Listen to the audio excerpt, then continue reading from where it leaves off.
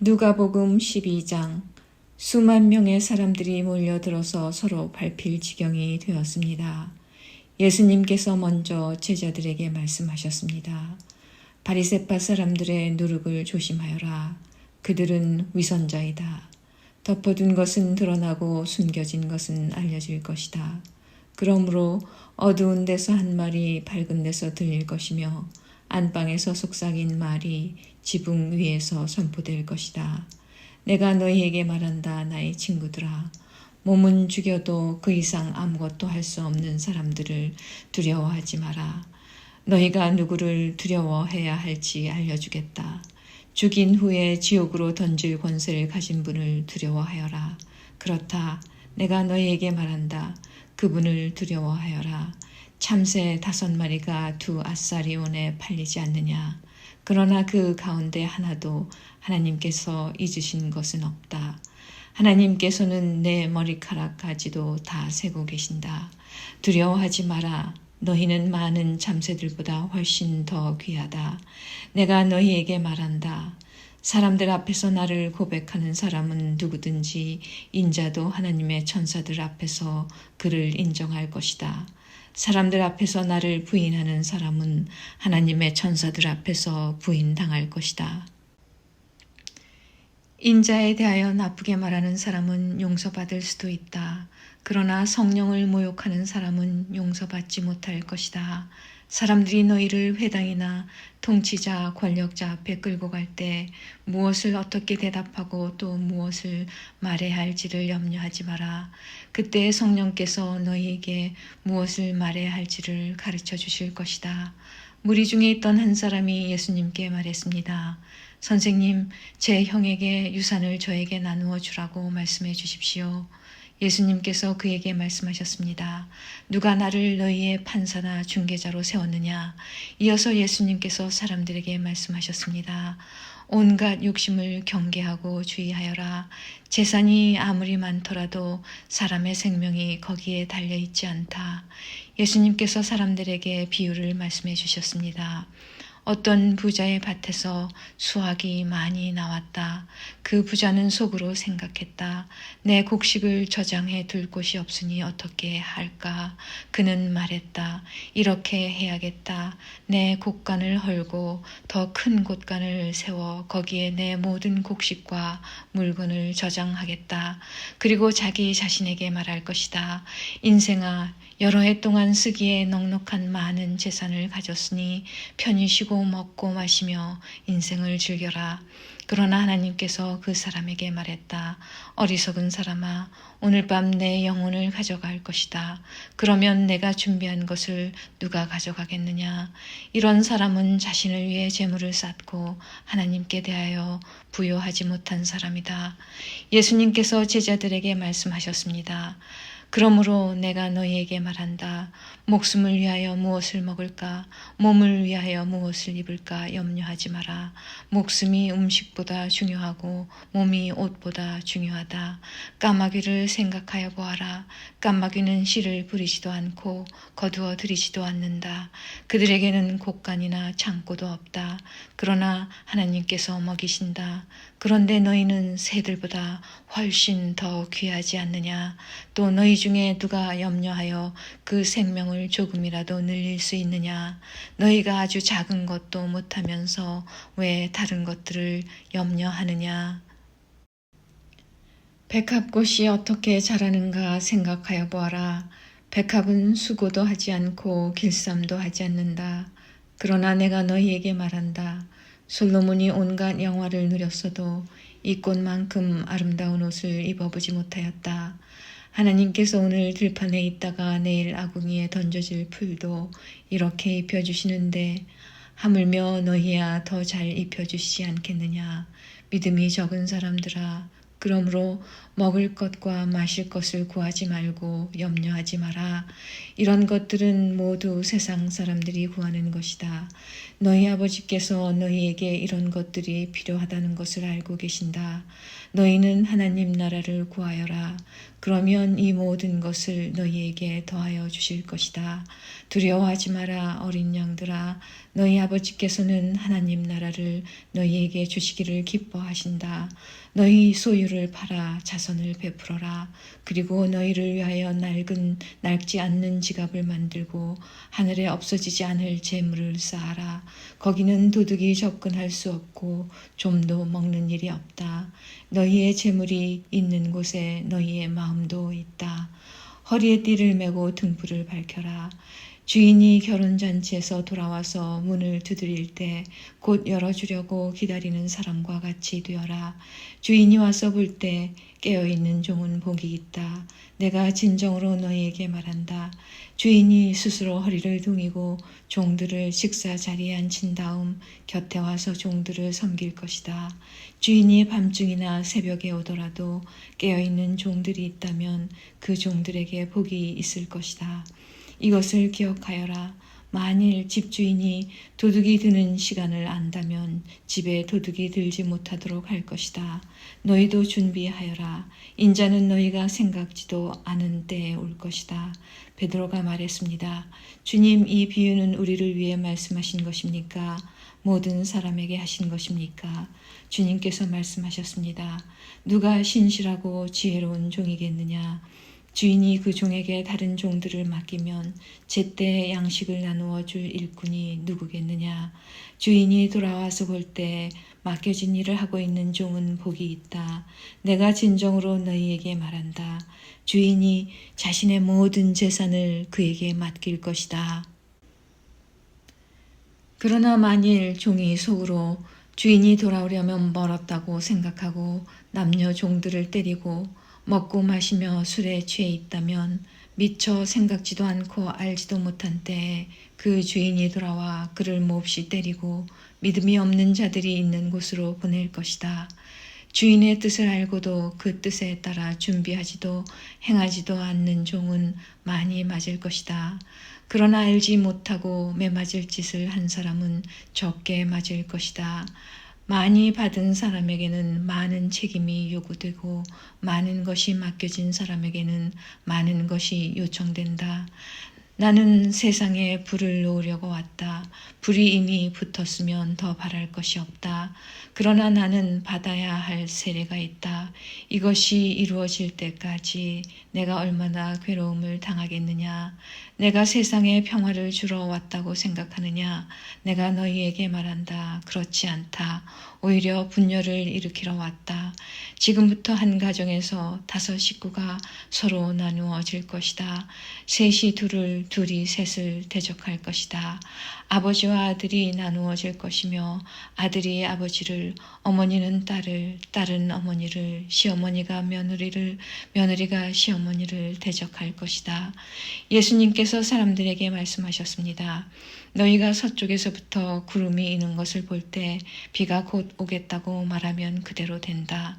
너희가 남풍이 부는 것을 보고 날이 덥겠다고 말하면 그대로 된다. 위선자들아, 너희가 땅과 하늘의 날씨는 분별할 줄 알면서 왜 이 시대는 분별할 줄 모르느냐? 어찌하여 너희는 무엇이 옳은지를 스스로 판단하지 못하느냐? 너를 고소하는 사람과 함께 법정으로 갈 때 너는 도중에 그 사람과의 문제를 해결하여라. 그렇지 않으면 그 사람이 너를 재판관에게 데려가고 또 재판관이 너를 집행관에게 넘겨주어 너를 감옥에 가둘 것이다. 내가 내게 말한다. 마지막 한 푼까지 갚기 전에는 내가 거기서 나오지 못할 것이다. 13장.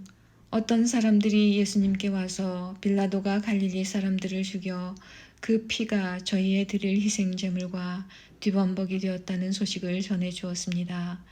예수님께서는 그들에게 대답하셨습니다. 너희는 이 갈릴리 사람들이 이런 고난을 당했다고 해서 다른 갈릴리 사람들보다 더 큰 죄인이라고 생각하느냐? 그렇지 않다. 내가 너희에게 말한다. 너희도 회개하지 않으면 이와 같이 망할 것이다. 또 실로암 탑이 무너져 죽은 18명의 사람들이 예루살렘에 사는 다른 모든 사람보다 더 악한 죄인이라고 생각하느냐? 그렇지 않다. 내가 너희에게 말한다. 너희도 회개하지 않으면 이와 같이 망할 것이다. 예수님께서 이런 비유를 말씀하셨습니다. 어떤 사람이 무화과 나무 한 그루를 자신의 포도밭에 심었다. 그는 이 나무에서 열매를 얻으려고 왔으나 아무것도 찾지 못했다. 그 사람이 포도원을 돌보는 종에게 말했다. 내가 3년 동안 이 무화과 나무에서 열매를 찾았는데 아무것도 찾을 수 없었다. 이 나무를 찍어버려라. 무엇 때문에 땅만 차지하게 하느냐? 종이 주인에게 대답했다. 주인님, 올해만 그냥 놔두십시오. 제가 나무 주위에 고랑을 파고 거름을 주겠습니다. 만일 내년에 열매를 맺으면 놔두시고 열매를 맺지 못한다면 베어버리십시오. 예수님께서 안식일에 어느 한 회당에서 가르치고 계셨습니다. 거기에 18년 동안 병마에 시달린 여자가 있었습니다. 그는 허리가 굽어서 몸을 조금도 펼 수 없었습니다. 예수님께서 그 여자를 보시고 가까이 불러 말씀하셨습니다. 여자여, 내가 병에서 해방되었다. 예수님께서 그에게 손을 얹으시자 그 즉시 여인이 똑바로 일어서서 하나님을 찬양하였습니다. 예수님께서 안식일에 병을 고치셨기 때문에 회당장이 화가 나서 사람들에게 말했습니다. 일하는 날이 6일이 있습니다. 이런 날에 와서 병을 치료받으시오. 안식일에는 안 됩니다. 주님께서 대답하셨습니다. 위선자들아, 너희는 안식일에 소나 나귀를 외양간에서 풀어내어 끌고 가서 물을 마시게 하지 않느냐. 그런데 이 여자는 아브라함의 딸로서 18년 동안 사탄에 매여 있었다. 안식일에 이 사람의 매임을 풀어주어야 하지 않겠느냐. 예수님께서 이 말씀을 하시자 예수님을 반대하던 사람들이 모두 부끄러워했고 모든 사람들은 예수님께서 행하신 영광스러운 일을 보고 기뻐했습니다. 예수님께서 말씀하셨습니다. 하나님 나라는 무엇과 같으며 무엇에 비교할 수 있을까? 하나님 나라는 어떤 사람이 자신의 밭에 가지고 가서 뿌린 겨자씨와 같다. 그 씨가 자라고 나무가 되어서 공중의 새들이 그 가지에 둥지를 틀었다. 예수님께서 또 말씀하셨습니다. 하나님 나라를 무엇에 비교할 수 있을까? 하나님 나라는 마치 누룩과 같다. 어떤 여자가 이것을 가져다가 밀가루 3말에 섞으니 전체가 부풀게 되었다. 예수님께서 예루살렘으로 향하여 가시던 중 각 도시와 마을을 두루 지나셨습니다. 어떤 사람이 예수님께 물었습니다. 주님, 구원받을 사람은 적습니까? 그러자 예수님께서 말씀하셨습니다. 좁은 문으로 들어가려고 힘써라. 내가 너희에게 말한다. 많은 사람들이 그곳으로 들어가려고 하지만 들어갈 수 없을 것이다. 일단 집주인이 일어나서 문을 닫아버리면 너희가 밖에 서서 문을 두드리며 주인님 문을 열어주십시오 하고 말할 것이다. 그러면 그가 대답할 것이다. 나는 너희가 도대체 어디서 온 사람들인지 모른다. 그때 너희가 이렇게 말할 것이다. 저희는 주님 앞에서 먹고 마셨으며 주님께서는 저희를 길거리에서 가르치셨습니다. 그러나 주인이 말할 것이다. 내가 너희에게 말한다. 나는 너희가 어디에서 왔는지 모른다. 악을 행하는 자여 썩 물러가거라. 아브라함과 이삭과 야곱과 모든 예언자들이 하나님 나라에 있는데 너희만 밖으로 쫓겨난 것을 볼 때 너희가 슬피 울며 이를 갈 것이다. 사람들이 동서남북 사방으로부터 와서 하나님 나라의 잔치 자리에 앉을 것이다. 보아라, 꼴찌가 첫째가 되고 첫째가 꼴찌가 될 사람도 있다. 그때 어떤 바리새파 사람들이 예수님께 와서 말했습니다. 이곳을 떠나십시오. 헤롯이 선생님을 죽이려고 합니다. 예수님께서 그들에게 말씀하셨습니다. 가서 그 여우에게 말하여라. 오늘과 내일은 내가 마귀를 쫓아내고 병을 고칠 것이다. 그리고 3일째 되는 날에 내 일을 이룰 것이다. 그러나 오늘과 내일 그리고 그 다음 날에도 나는 내 갈 길을 가야 한다. 예루살렘 밖에서 예언자가 죽을 수 없다. 예루살렘아, 예언자들을 죽이고 너에게 보낸 사람들을 돌로 친 예루살렘아, 암탉이 날개 아래 병아리를 품듯이 내가 내 자녀들을 모으려고 여러 번 노력하지 않았더냐. 그런데 너희는 원하지 않았다. 보아라, 너희의 집은 무너질 것이다. 내가 너희에게 말한다. 너희가 주의 이름으로 오시는 이가 복이 있다라고 말하게 되는 날까지 너희가 나를 보지 못할 것이다. 14장. 안식일에 예수님께서 음식을 드시러 어느 한 바리새파 지도자의 집에 들어가셨습니다. 사람들이 예수님을 가까이서 지켜보고 있었습니다. 그때 수종병 환자 한 사람이 예수님 앞에 나타났습니다. 예수님께서 율법 학자들과 바리새파 사람들에게 말씀하셨습니다. 안식일에 병을 고치는 것이 옳으냐 옳지 않느냐. 그러나 사람들은 잠잠했습니다. 예수님께서 병자를 붙잡고 그를 고쳐주셨습니다. 그리고 그를 보냈습니다.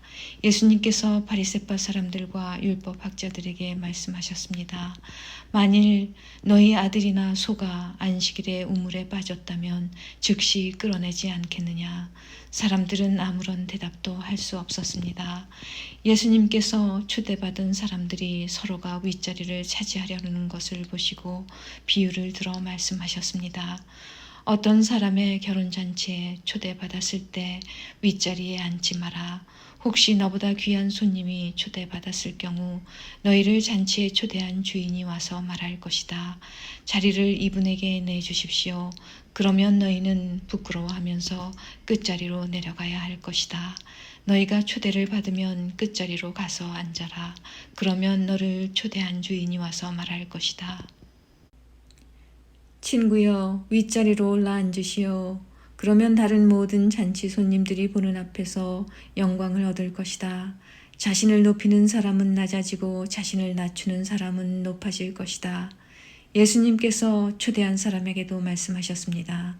너는 점심이나 저녁을 차려놓고 내 친구들, 형제들, 친척들, 그리고 부유한 이웃들을 초대하지 마라. 이들은 너를 도로 초대하여 보답을 한다. 오히려 잔치를 베풀 때는 가난한 사람들, 걷지 못하는 사람들과 다리를 저는 사람들과 보지 못하는 사람들을 초대하여라. 그러면 너희에게 복이 있을 것이다. 그들은 내게 되갚을 것이 없다.